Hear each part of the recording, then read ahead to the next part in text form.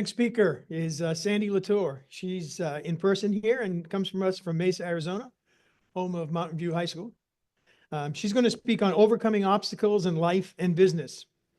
In 2005, after 8 years in corporate America, Sandy transitioned to pursue a more fulfilling path. Initially uncertain, Sandy pursued a master's in education and ventured into direct sales with intimacy products for income. Surprisingly, Sandy found success replacing her full-time salary and enjoying the freedom to support other women financially. Adapting her business online in 2022 doubled her income, allowing Sandy to mentor women nationwide. With flexibility to prioritize family and earning over $100,000, Sandy has embraced entrepreneurship wholeheartedly. Join Sandy to explore the abundant opportunities and create life you envision. Connect with her at sandylatour.com. Please welcome Sandy Latour.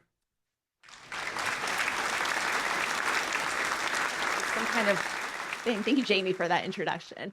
All right, everyone. So this is going to be overcoming obstacles to get to the life that you want. And the first thing I want to bring up before we even start this is I want you to understand that there's a difference between obstacles and circumstances. Because today we've heard a lot of speakers talk to us about the circumstances of their lives. That's not exactly what I'm talking about when we talk about obstacles. So I just want to preface the talk with that. So when it comes to obstacles, what do you feel that you face when it comes to achieving your goals? You can take a second, you can jot them down, think about them in your mind. Think about what's stopping you from getting you to the place that you want to be. What are the things that you're saying in your mind are not able to get you there? One of the ones that I had for this presentation, actually, I put it off and put it off and put it off. And one of the things that was in my head was I need to vacuum the dog hair out of my car before I can start this. Like, it's the things that goes in our heads of what is stopping us from doing what we need to do. And what if I was to tell you that those obstacles that you have in your mind, those thoughts that are coming through, they are all in your head. Those are the things that we're just constantly telling ourselves. Because just because we have a thought, it does not make it true. It could just be a thought. It could just be something that comes into your mind. It could be something that just lands there, not because it's true, not because it has meaning, just because that it landed there and it's helping you. Because you see, we have in our mind, our brain, and our brain's purpose entirely is to try to keep us safe. That is the entire purpose of our brain. That is what it does. And we go back to primitive a lot. And so when it comes to things that are changes or things that you think are scary or things that you think are things that you can't do, it's because your brain is trying to protect you from harm.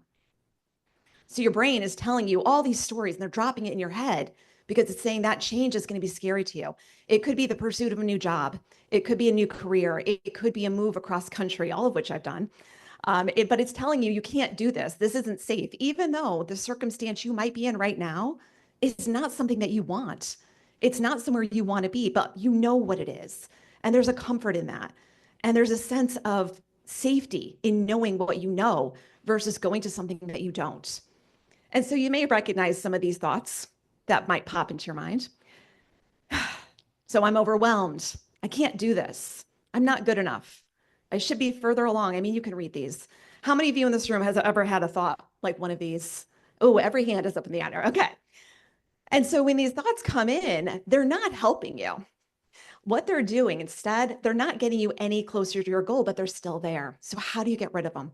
How do you get past those initial things? Because that's what's stopping you from even moving forward. Those are the things that until you can get rid of those thoughts or at least acknowledge them, you can't move forward to do something else.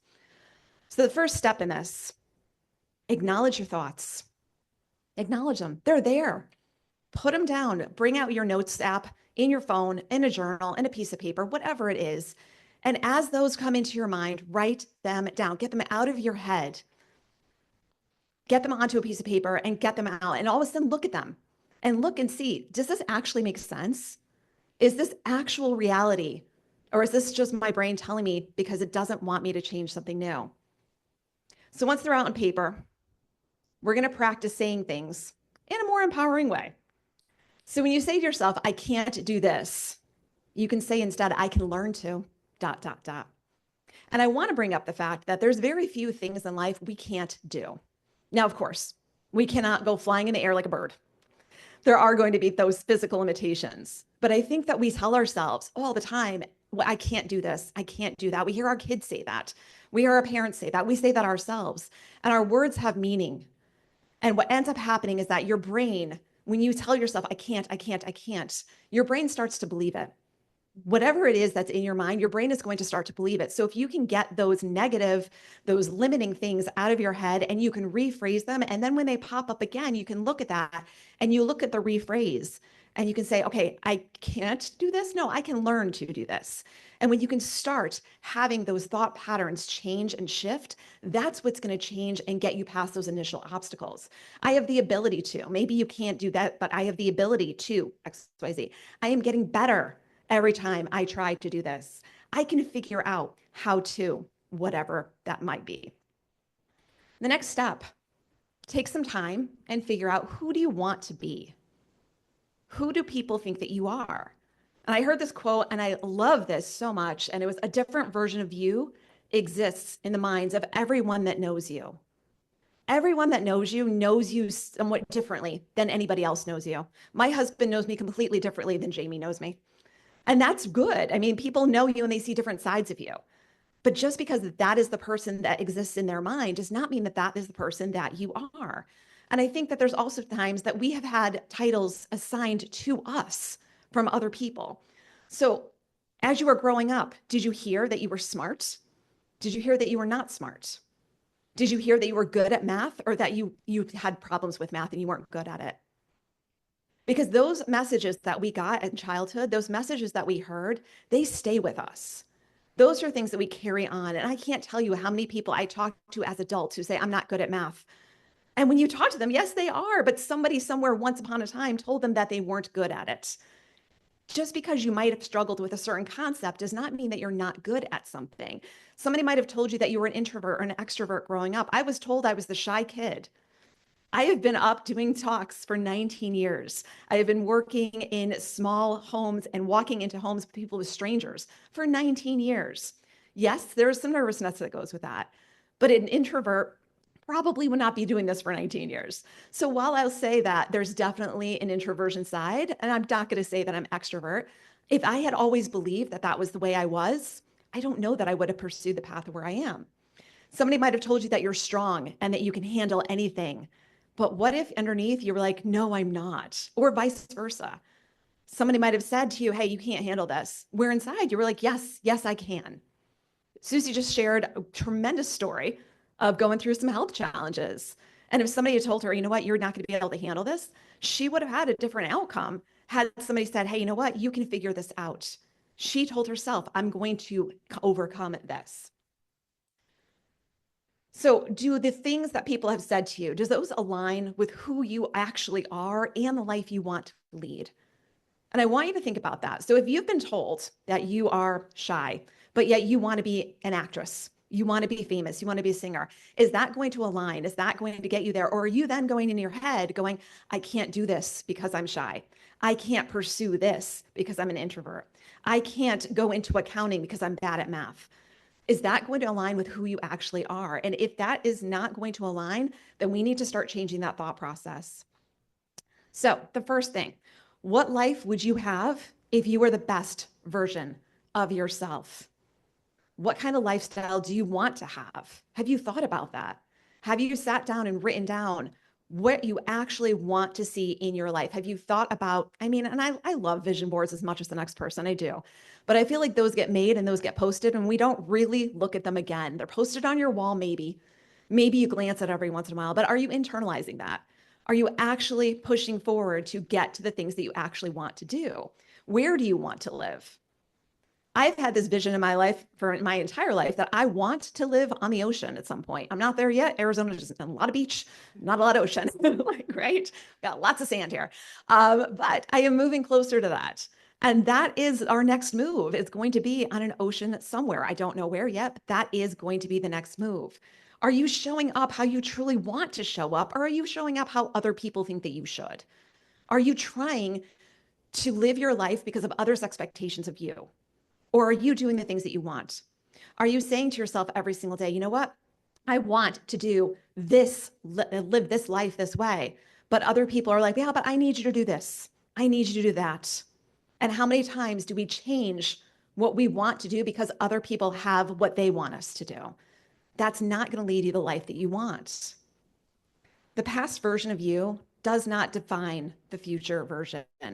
You can change your story anytime you want to. We heard a tremendous story from Eileen today, who gave us a past version, and that past version of herself does not define where she's moving in the future. It definitely propelled her, but it's not going to be that that's where you were and that's where you're going to stay. That's not good. And any one of us can probably say we've lived several lifetimes. We can go back, whether it's past jobs, whether it's past places we've lived, whether it's past circumstances that we've had. Those things do not define what's going to happen in your future. But there are people out there who say, I am stuck in this. I'm not comfortable going to this. I don't fit in here. What if you want to? And if you want to, then you can make that change and you can start changing that story anytime that you want. There's my button. So the next thing that you're going to want to do after you've written out all those thoughts that are going through your mind, after you've journaled them all down, and after you've switched those thoughts so that when those thoughts come up again, you can go back and you can say, no, we're going to say this, and we're going to reframe that brain passageway, that neural path to say, I'm going to think of it this way over and over and over again. Now, what is it that you want?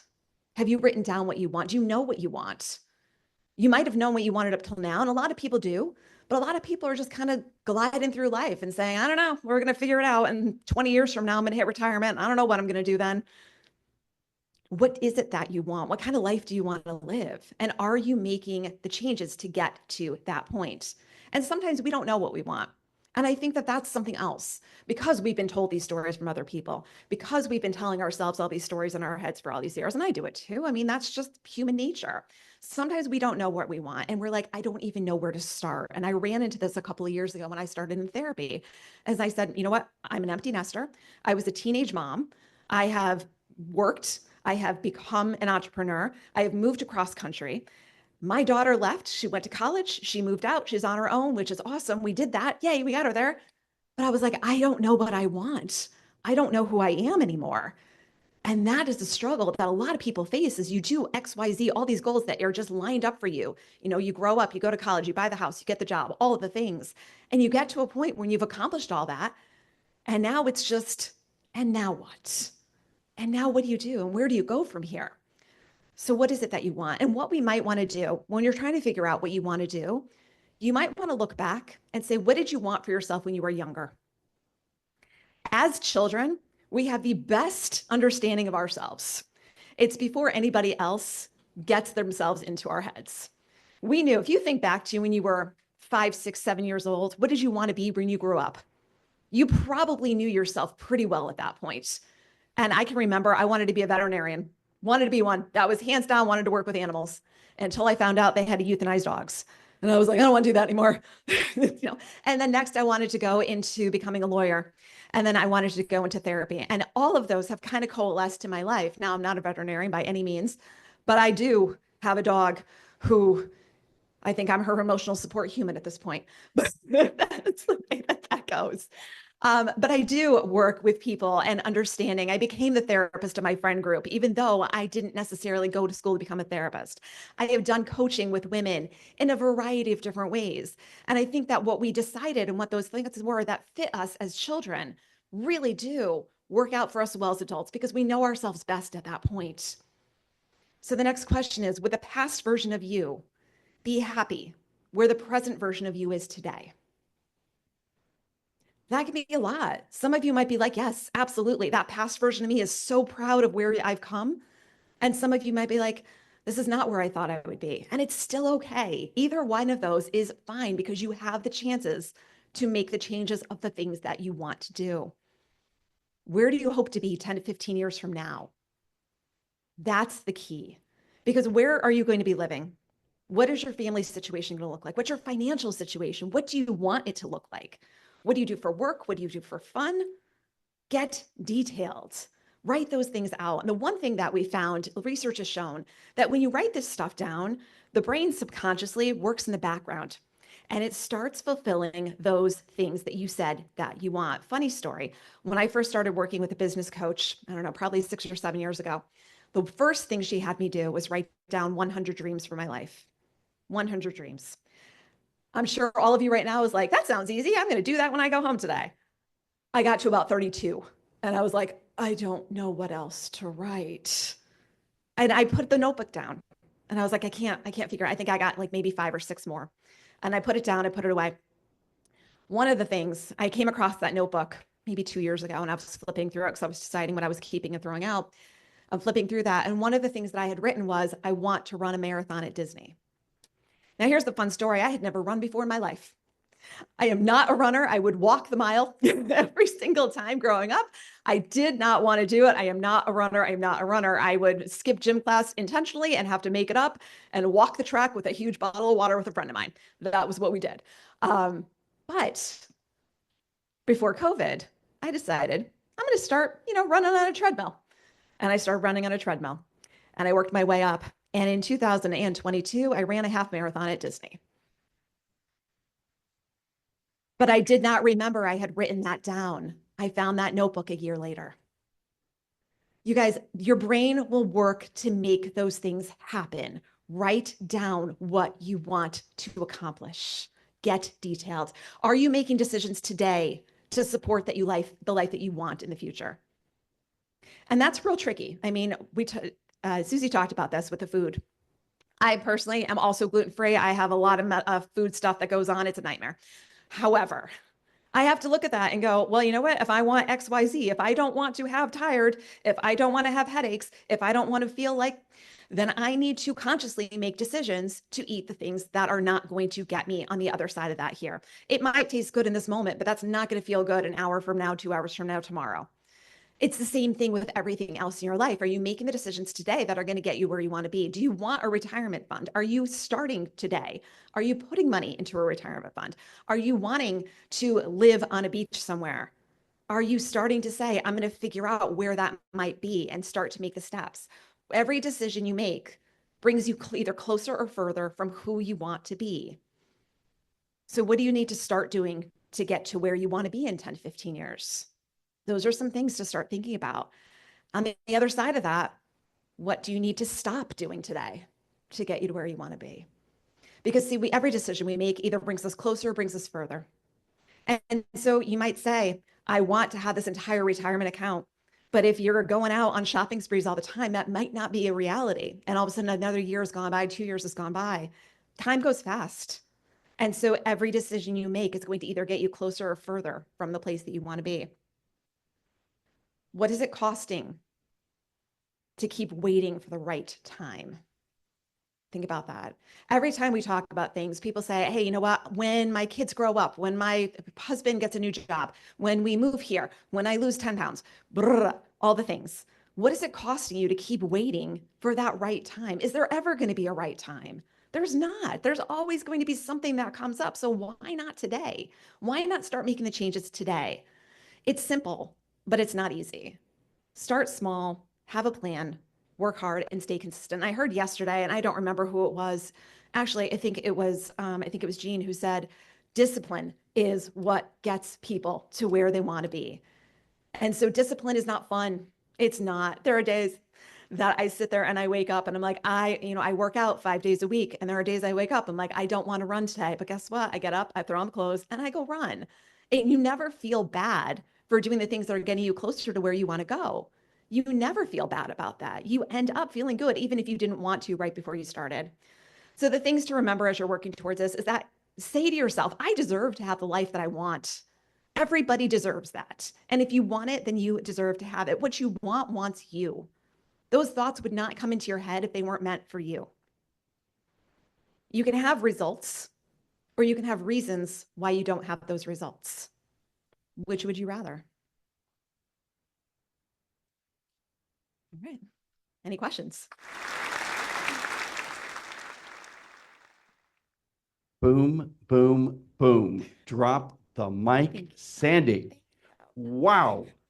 Okay. Notable and quotable. What a great share. Thank you. People in the room are taking notes, and the Zoom room is on fire, requoting like 90% of what you said, with lots of hearts and Aw.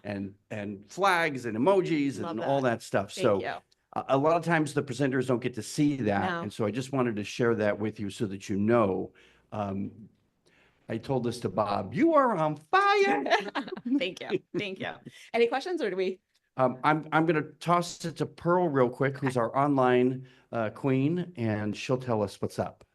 Sounds good. We do have one question, and true, Sandy, thank you so much. We had a lot of Thank you. people requoting and truly Aw, enjoying I your appreciate content. that. So thank you. Question is, what sort of advice can you offer for avoiding obstacles? You're not going to avoid them. They're going to come up. And so I think what we have to do is, and I think we said that earlier, you kind of have to decide how you want to deal with them. You have to decide, you're going to see people out in the world who have gone through a tremendous amount of obstacles, circumstances, whatever the word that you want to use, and they've still persevered. They've still done the thing anyway. And so you have to choose when those things come up. Do you want it to propel you, or do you want it to stop you? And so there's going to be days where you're going to want to curl up in a ball on your couch under a blanket and watch Friends reruns all day. And that, or 90210 in my case, I'm on that, Buffy, whatever. I'm in all those worlds. We all do that. But you have to make that conscious decision. Okay, this is what it is. I can either stay in the ball on my couch, or we can move and we can make steps and we can make choices that are going to get us closer to things. We can start making the decisions that are going to get us closer. Of course, those things are going to come up. That's just reality. That's life. But you have the decision to make as to, do you want it to push you, or do you want it to stop you? So I'm going to walk around the room, and sir, are you fixing your hair, or did you have He's fixing this his hair. one? Just one. Does that mean you have a question, or just that one hair?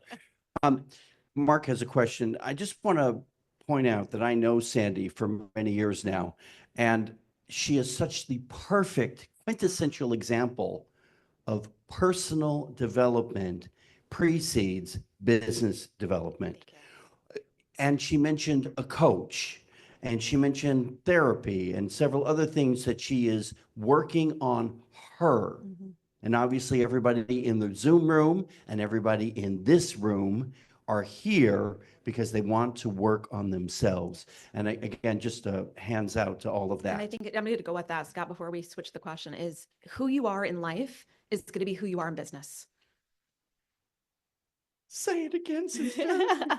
Who you are in life is going to be who you are in business. That is just what it is. Hi, you're right when you say that maybe when you're a child, you know what you want to be better than anything else. I wanted to be shortstop for the Yankees. That never happened. It's not going to happen. But when I was in high school, I really because of a good teacher, I gained a real passion for history. Mm. But I was really good in math, and I was really good in science. And my parents, my teachers, everybody says, well, you need to go be an engineer, you know? So I did, and I had a 40-something year career as an engineer, and I don't regret it. I loved it. But I didn't do what I wanted to do at that time. Mhm. What do you tell your kids? I tried not to do that with my kids. I told them, just make a difference. Mhm. Do anything you want, just make a difference. And they did. They don't make money, but they're making a difference. So I wonder, what do you tell children? I think, and I said it to my daughter. My daughter, she's now 28, and she used to say, what should I be when I grow up? And she would always come to us and say that. And I was like, what do you want to do? What are the things you want to do? And I think we need to redirect kids, all kids. What do you want to do? Think about that. And go ahead and pursue that. And it might be, the shortstop in the Yankees, maybe you made your own team and you called it the Yankees and you were the shortstop. You could have done that.